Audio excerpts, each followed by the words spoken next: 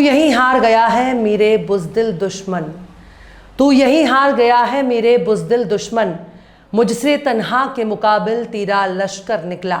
सलाम, नमस्ते, सत श्री अकाल। मैं हूं आपके साथ हर्षिता मिश्रा और आप देख रहे हैं टाइम्स मेल।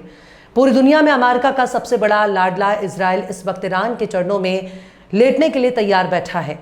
वो रो रहा है, ईरान से सीज़फायर के लिए गिड़गिड़ा रहा है, ईरान के हाथ पैर जोड़ रहा है, ईरान के आगे नाक रगड़ रहा है, कह रहा है कि गलती हो गई, माफ़ कर दो माई बाप, बस माफ़ कर दो मेरे सरकार, रहने दो, अब हमले बंद भी कर दो। 12 दिन से डायपर पहनकर घूम रहे हैं, टट्टी पेशाब सब डायपर में सूख गया, अब तो हमें बख्श दो। लेकिन सवाल है कि ऐसा क्या हो गया कि पूरी दुनिया को आंख दिखाने वाला इजराइल ईरान के हमले से इतना खौफ में है, वो ईरान से अब और नहीं लड़ सकता, ईरान से अब और जंग नहीं चाहता। लेकिन अगर जंग नहीं लड़ना चाहता था तो फिर जंग किया ही क्यों? ईरान थोड़ी ना इजराइल पर हमला किया था, इजराइल ने ही ईरान पर हमला करके ईरान के खिलाफ ऐलाने जंग किया था। अब जब ईरान ने दावत कबूल कर लिया तो इजराइल शोर मचा रहा है। इसे ही कहते हैं थूक कर चाटना। पश्चिमी देशों की आदत है थूक कर चाटने की। उन्होंने अपने पाले हुए लल्ला को भी थूक कर चाटना सिखाया है। जब ईरान के आगे सरेंडर ही बोलना था, जब ईरान के आगे हाथ जोड़ना ही था, तो इतना नथुने क्यों फुला रहे थे, इतना बोल बच्चन क्यों सुना रहे थे? वो सिर्फ अमेरिका के दम पर। दरअसल हुआ यूं कि इजराइल कह रहा है कि हमारा मकसद जो था अब हमने उसे हासिल कर लिया, लिहाजा हम ईरान से अब जंग नहीं चाहते और ईरान को भी चाहिए कि हम पर हमले बंद कर दे। यानी इनका मकसद था ईरान की बैलिस्टिक मिसाइल की ताकत खत्म कर दिया जाए और उसके परमाणु तबाह करके न्यूक्लियर प्रोग्राम को रोका जाए। और अब ये अपने मकसद को कामयाब बता रहे हैं, लिहाजा वो ईरान से जंग बंद करने के लिए पैगाम भेज रहा है, संदेश भेज रहा है, मैसेज भेज रहा है।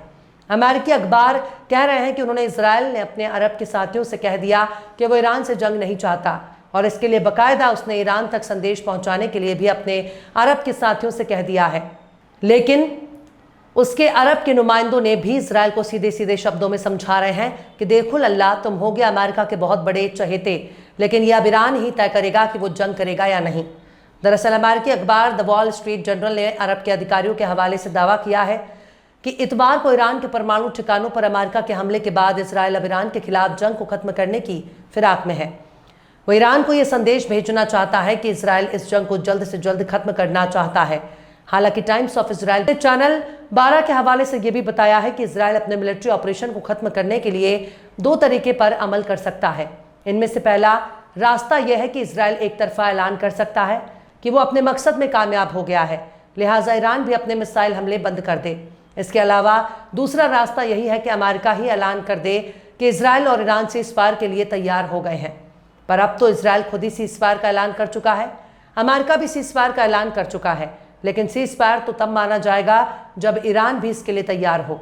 दरअसल इजराइल ने बिल्कुल नहीं सोचा था कि अमेरिका के हमले के बाद ईरान पूरी तरह से इजराइल को जलाकर खाक करने पर उतर जाएगा, लिहाजा इजराइल को अब ये जंग भारी पड़ रही है। वरना जंग में ऐसा नहीं होता कि कोई खुद से सीज़फायर का ऐलान कर दे।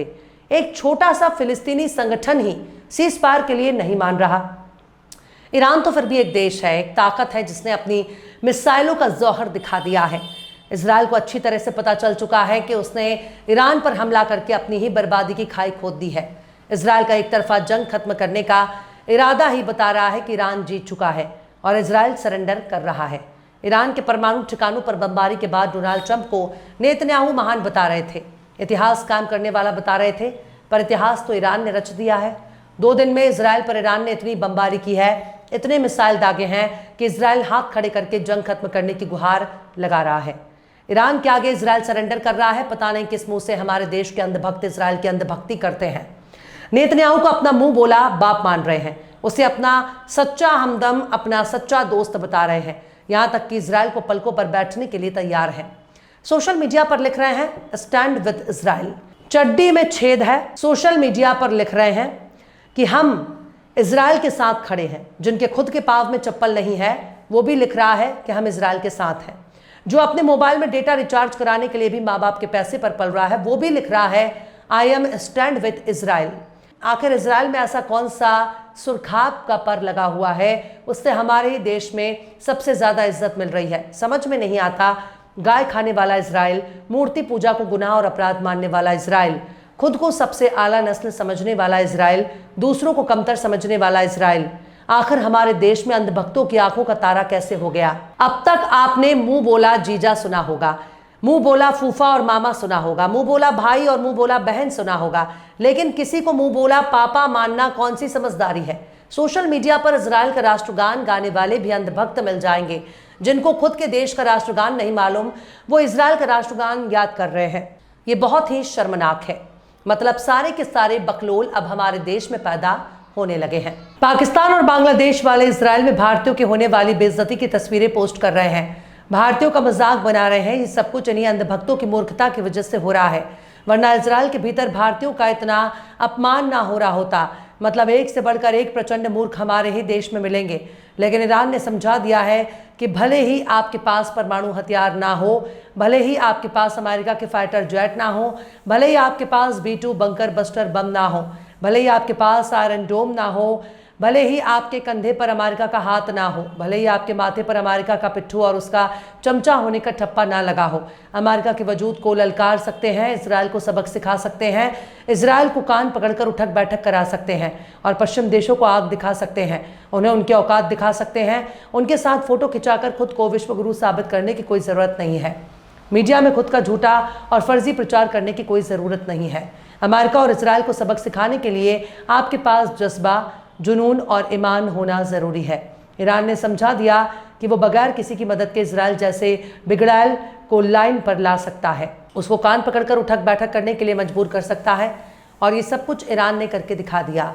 फिर भी दूध का जलाद छाछ भी फूक फूक कर पीता है। लिहाजा इन अमेरिकियों और इजरायलियों पर भरोसा नहीं किया जा सकता। कोई गारंटी नहीं है कि ये सीज़फायर के बाद फिर कभी 13 जून के जैसा हमला नहीं करेंगे। कोई गारंटी नहीं है कि इतना रोने गाने के बाद भी ये फिर से हमला नहीं करेंगे। लिहाजा ईरान को इनकी बातों में नहीं आना चाहिए।